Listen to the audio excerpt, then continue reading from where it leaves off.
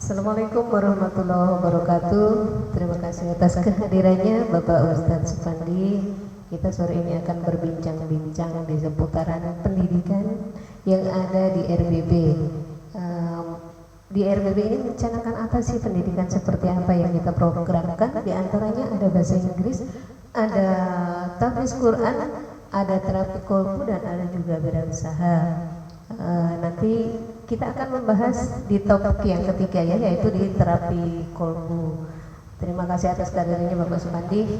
Kita akan berbincang-bincang lebih lanjut ya Pak ya. Kita akan berbincang masalah pendidikan. Iya, masalah kurikulum pendidikan. Nah, pendidikan ini pernah saya dengar kalau pendidikan agama ini akan dihapuskan dari kurikulum di sekolah. Ini bagaimana pendapat Bapak? Monggo silakan. Sebelumnya terima kasih kepada Bunda yang telah memberikan waktunya kepada kami. Assalamualaikum warahmatullahi wabarakatuh. Asyhadu an la ilaha illallah wa asyhadu anna Muhammadan abduhu wa rasuluh. Allahumma sholli ala sayyidina Muhammad wa ala ali sayyidina Muhammad kama shallaita ala sayyidina Ibrahim wa ala ali sayyidina Ibrahim fil alamin innaka Hamidum Majid la nabiyya ba'dah sallallahu alaihi wasallam. Tadi pertanyaannya bagaimana kurikulum pendidikan di agama itu dihapuskan menurut pendapat saya pribadi. Sebetulnya kalau menurut pendapat saya nggak punya pendapat untuk hal itu karena nggak punya kewenangan. Ya, masalah kurikulum pendidikan itu berbasis seperti untuk mencapai seperti apa, itu saya nggak bisa memberikan pendapat, tapi saya akan memberikan sumber-sumber yang bisa dipercaya, yang bisa dipahami oleh kita semua. Kenapa kok mesti harus dihapuskan itu pendidikan masalah agama? Saya nggak berpendapat, tapi ini dari sumber dari Rasulullah sendiri bahwa pendidikan agama merupakan pendidikan pusat daripada pembentukan karakter sebetulnya. Pembentukan kepribadian, perbentukan bagaimana manusia itu menjadi jati dirinya sendiri. Nah, ini kok bisa dihapuskan? Saya juga nggak bisa berpikir kenapa kok dihapuskan. Di mana nilai jeleknya di mana? Apakah itu takut melahirkan generasi-generasi radikal kah? Melahirkan generasi-generasi yang ekstrim kah? Saya belum paham. Maka ini pendidikan agama ini sangat penting. Kenapa? Rasulullah mengatakan ad-dinu ja'a li sa'adatil bashar.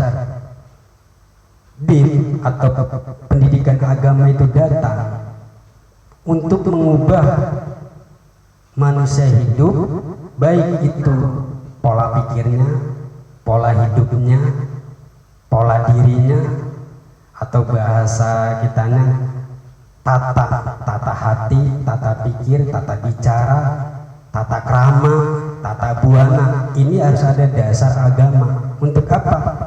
Li sa'adatil bashar. Jadi pendidikan itu untuk mencapai kebahagiaan. Kalau menghilangkan agama berarti kan menghilangkan kebahagiaan. Begitu kan sederhananya. Karena agama tadi apa? Li sa'adatil bashar, mencapai kebahagiaan dunia ukhrawi, baik maupun duniawi maupun ukhrawi, dua-duanya dapat.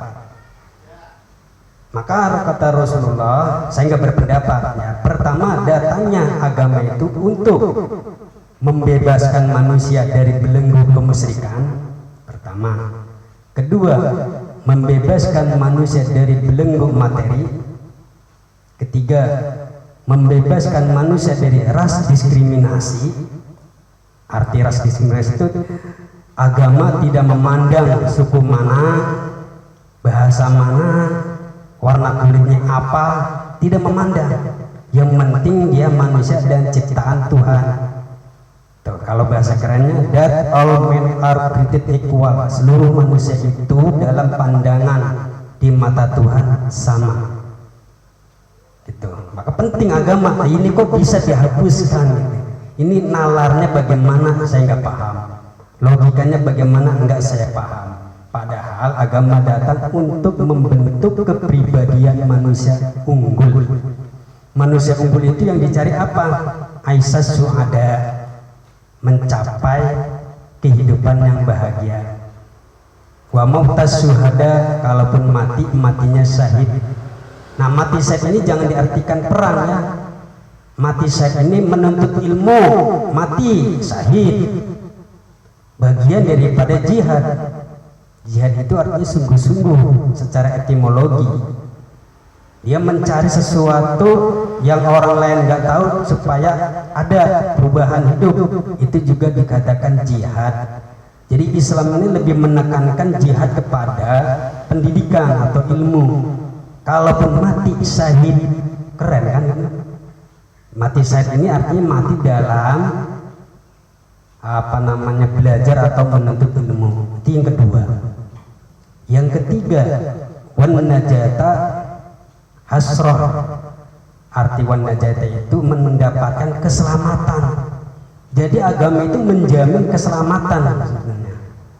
Baik keselamatan dirinya, keselamatan keluarganya, keselamatan lingkungannya, bahkan keselamatan negara dijamin keselamatannya.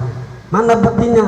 Secara scientifical proven terbukti. Ya Rasulullah sendiri waktu membangun peradaban Madinah yang berbasis kepada ilmu-ilmu Tuhan, jelas di sana mendapatkan keselamatan. Baik Yahudi, Nasrani, bahkan orang yang tidak bertuhan pun diberikan keselamatan. Kan keren itu. Nah, ini kenapa dihapuskan? Saya juga nggak ngerti. Ini saya nggak berpendapat ya. Kalau berpendapat nanti liar. Tuh. Terus yang kedua, yang selanjutnya, wal huda, agama itu memberikan pencerahan atau nasihat. Wal huda yaumat dolalah. Jadi agama datang itu memberikan pencerahan daripada kesesatan. Nah, pencerahan di sini maknanya Islam itu tidak mendoktrin, tidak membuat stigma, apalagi memaksa. Pencerahan itu artinya begini gambarannya, seperti kita melihat bulan purnama di air yang bening, airnya tidak terkoyak, bulannya nggak basah, adem. Mestinya kan begitu. Jadi Islam itu nggak ada istilahnya sikut kanan sikut kiri, perang, memaksakan keyakinan orang, tidak ada. Kenapa? Pencerahan, bahasanya aja keren, pencerahan. Seperti kita melihat rembulan di air bening tadi, airnya tidak terkoyak, bulannya nggak basah.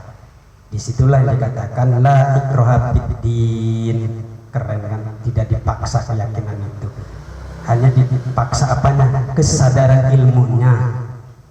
Itu agama. Selanjutnya apalagi? Bahwa agama datang untuk membentengin diri dari hal-hal yang tidak diinginkan. Kalau bahasa Nabi mengatakan najah minas syaiton, sebagai perisai dari gangguan setan. Nah, perisai itu artinya benteng. Setan itu artinya sesuatu hal yang membuat kerusakan, sesuatu hal yang membuat perpecahan, permusuhan, dan lain sebagainya. Kan itu. Jadi perisainya apa? Bentengnya agama. Loh, sekarang dihapuskan itu cara berpikir gimana?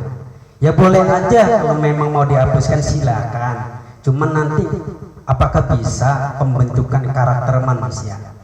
Kan yang terpenting itu kan pembentukan kepribadian. Kalau itu hilang, nanti banyak manusia yang nilai akademiknya tinggi, IPK-nya tinggi, tapi moral hatinya rendah. Itu yang dikhawatirkan. Tapi kalau negara tidak mengkhawatirkan, monggo dihapus, nggak apa-apa. Cuman kan ingat nanti, Kalau itu hilang dari peredaran agama, ya bukan kebahagiaan, tapi kesengsaraan. Nah, bagaimana selanjutnya? Ya ini harus sosialisasikan bahwa agama itu penting. Saya nggak menyebut agama apa enggak ya. Jadi semua agama itu bagus. Kenapa? Yang penting pembentukan karakternya. Ya kebetulan saya agamanya Islam dan kebetulan saya tidak menemukan sedikit pun ada kontradiksi di dalam batin. Artinya saya meyakini sesuatu sesuai dengan pikiran sehat, akal sehat, batin sehat, begitu. Ya, terima kasih. Mudah-mudahan ini bisa kita pahami bersama. Ini bukan pendapat, hanya diambil dari beberapa literasi. Bahkan di Quran juga jelas ya, hada basoirul linnas, agama datang membawa pedoman. Basor itu artinya petunjuk jalan hidup. Nah itu mau dihilangkan, kompasnya mau kemana? Itu aja saya nanya kepada pemangku yang memiliki wewenang gitu. Ya, terima kasih. Iya, baik, terima kasih Pak Ustadz Supandi atas penjabarannya. Memang betul ya Pak, jadi memang sangat penting ya Pak, sangat penting agama ini untuk manusia. Terlepas dari itu agama apapun, yang penting sesuai dengan keyakinan masing-masing bahwa agama itu sangat penting bagi kehidupan manusia ya Pak ya. Karena itu membentukkan karakter itu tadi ya Pak. Jadi akan membentengi karakter manusia untuk bisa mengarahkan ke arah kebaikan-kebaikan ya Pak pastinya ya. Ya. Terima kasih banyak atas pendapatnya, atas masukannya. Semoga ini hanya sebatas opini untuk bisa dipikirkan, untuk bisa di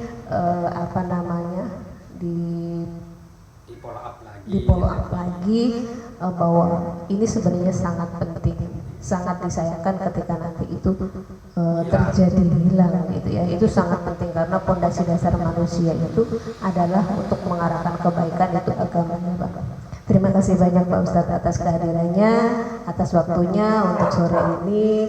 Semoga kita semua bisa mengambil hikmahnya ya dari penyampaian Bapak pada sore hari ini. Terima kasih banyak Bapak atas hadirnya. Baik, terima kasih banyak pemirsa. Itu tadi bincang-bincang kita dengan Bapak Ustadz Supandi. Semoga kita bisa mengambil hikmahnya. Assalamualaikum warahmatullahi wabarakatuh.